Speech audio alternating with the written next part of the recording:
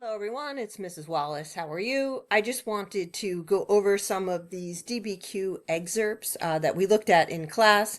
Some of you asked some really good questions, and I think something that can be really helpful is just giving you some more context about the various sources. The very first source is from Immanuel Kant, who is Prussian. He's German, lives in an area that is under Frederick of Prussia, who's seen as like an enlightened absolute ruler.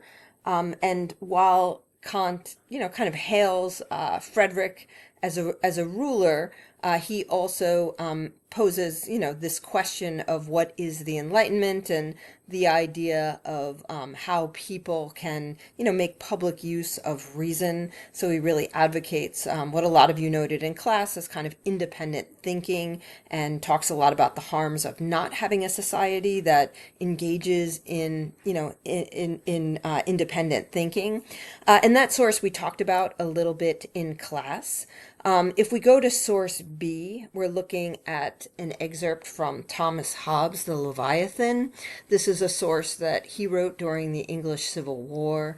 And as noted during the conference, I think you can really pick up on Hobbes' language about a few things. One is his perception of the nature of man. Some of the language he uses is they are in a condition which is called war, such a war as is of every man against every man. So, in Thomas Hobbes' version of things, life is very challenging because, your neighbor is someone to fear. He does also talk about, the way to ensure against, invasion of foreigners or injuries against one another is to have strength upon one man or upon an assembly of men. And so people then submit themselves, or their freedom, in other words, to a sovereign. And some of the language in his piece here is about that role of the sovereign. He doesn't use the phrasing social contract, but something significant to note about Thomas Hobbes is he does suggest that people, in order to create a society that is going to be one of security and of defense, will commit themselves to a sovereign. So it does involve a degree of a social contract. If we go down to John Locke, he wrote two treatises on government. It's kind of broken down into the first treatise and then the second treatise. A lot of what's in this treatise is his version of how a social contract could look a little bit different than Hobbes's social contract. He really speaks about the way in which the state of nature is a little bit different. He talks about inalienable rights of life, liberty, and property. And he also talks about some of the bounds of a monarch. There really would be perhaps a monarch, but limited power of the monarch. He also speaks about the role of the legislative branch. So how and in what way society might be able to write laws versus enforce laws. And he's especially outspoken about the concept that he talks about as arbitrary power. He uses some phrases in here. There is, this possibility that a government could breach the trust, and the power of government essentially devolves to the people, who have the right to resume their original liberty. And then, if need be, establish a new legislature, providing for their own safety and security. So he has some rules of thumb about the purpose of government and what the purpose of government is. So look at this particular text as an example of, Locke's notions about the consent of the government is at the consent of the governed, and what the purpose of the government is and how that relates to protection of natural rights. And when we get to Voltaire, this is where the historical context can help you a great deal.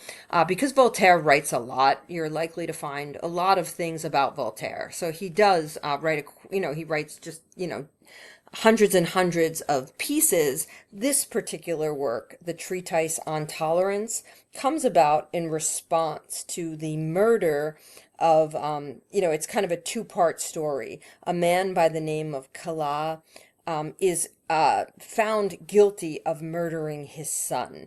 The claim is that he murdered his son because the father is Protestant and he feared that his son was going to be Catholic. And he murders his son, who's found dead in the morning because he doesn't want his son to become Catholic. And there's kind of like a mob way of finding Calas and saying that he killed his son, and ultimately he's tortured and put to death. Voltaire finds that Calas has always said that he is innocent, that he didn't kill his son. It's possible, for example, that his son committed suicide, which is something that doesn't get really spoken of in the time period. But in any case, Calas says he did not kill his son. And, Voltaire and others come to believe that he was, unjustly convicted and thrown, to the public and killed and tortured because he was Protestant in a Catholic country of France, and that people, think that, he didn't want his son to be Catholic, so therefore, he killed his son. And it speaks to the climate of the time, which may be, hard to grasp just from this source. Voltaire is speaking about the way there's such religious intolerance, especially among those he would claim of the Roman Catholic Church, who are instantly pointing fingers of intolerance toward those who are Protestants, who are accepted in the country of France, but really treated as different than Roman Catholics. Roman Catholicism is the state of the religion. It is the state religion, in other words, in France at the time. And this is, after years of the Protestant Reformation and, violent treatment against Protestant Huguenots, this is kind of the state of religious intolerance at the time. It's a major theme in Voltaire's work, and he speaks of the harms of intolerance and the strength of tolerance, right? And what kinds of issues arose in society as a result of religious intolerance, and he is really targeting the Roman Catholic Church. In the case of Jean-Jacques Rousseau's The Social Contract, this is his primary work, although not his only work. He really notes some key concepts. He also has a social compact where people agree to give up some of their own liberty for the good of the group. In his case, however, he's not in favor of some type of, authority. He's really interested in people having maximum freedom, but in order to have maximum freedom as a group, people can't give their freedom up to one authority figure. They can essentially give it up for each other. So he derives this concept known as the general will. The general will is kind of like the power of the people in some type of way of measuring the general will. There's some debate over whether this means majority rule or something else, but the general will can direct the state, and the general will links to the power of the people. So for somebody like Rousseau, the idea of government can't be representative. The people kind of fundamentally have the power, and they have to be connected to the rule, and that can only be done through a specific social contract that gives power to the general will. So his idea, the general will alone direct the state according to the object for which it was instituted, which is the common good. And one of the questions to consider is, can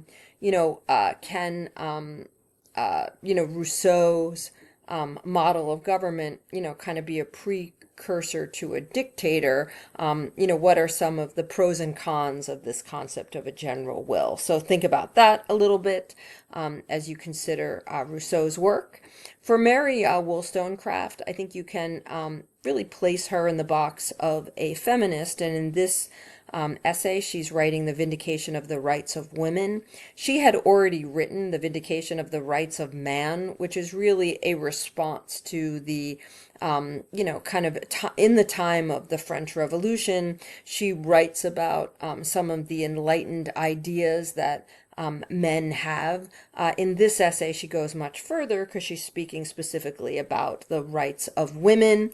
Men sometimes act like a tyrant. There may be some degree of tyranny that women experience. Women, should have the same degree of suffrage as men.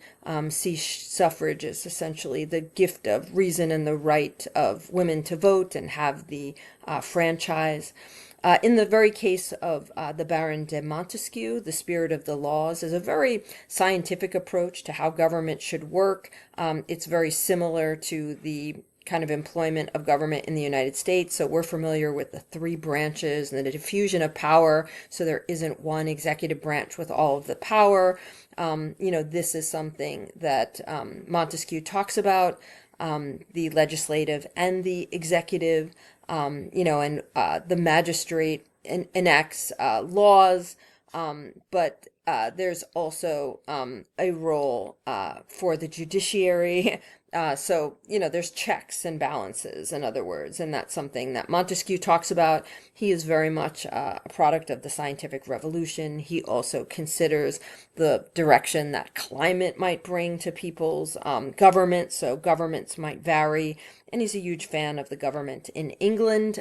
Even though he's French, he kind of uses and upholds the government in England as a model. He is particularly,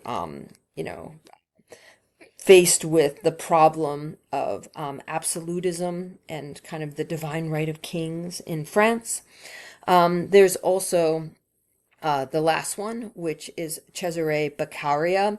Think of Cesare Beccaria as somebody who writes about the nature of crime and punishment and speaks out against cruelty, what today might be in the Eighth Amendment of the Bill of Rights, cruel and unusual punishment.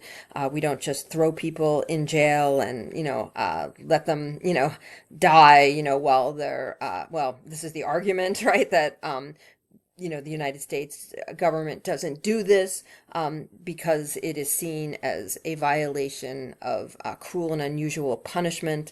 He also speaks out against the death penalty and the way that it's done in the time period. People are executed publicly in this time period. And in the days before the French Revolution, it's fairly typical for executions to occur by axe. And it's a really brutal form of execution. So he goes into detail about crime and punishment and ways to make it more humane.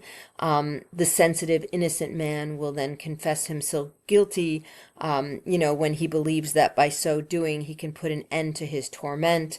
He questions whether or not there's fairness, in a system that uses cruel and unusual punishment. Okay, I hope that that's